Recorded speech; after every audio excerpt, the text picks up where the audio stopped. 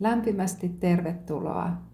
Mä oon Virva Pohjola, ratkaisukeskeinen lyhytterapeutti, Roosen kehoterapeutti ja Auvo Brain Relief rentoutushoitaja.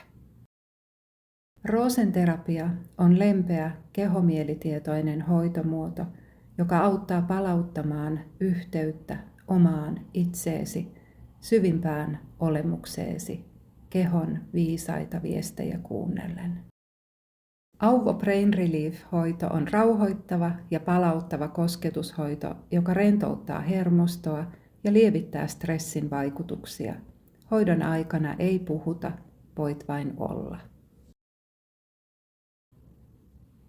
Ratkaisukeskeisessä lyhytterapiassa keskitymme voimavaroihin ja askeliin kohti toivottua muutosta, sisäistä viisastasi kuunnellen.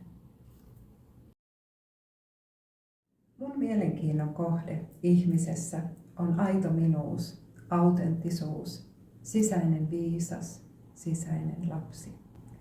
Mä ajattelen niin, että aito minuus on ihmiselle niin kuin majakka.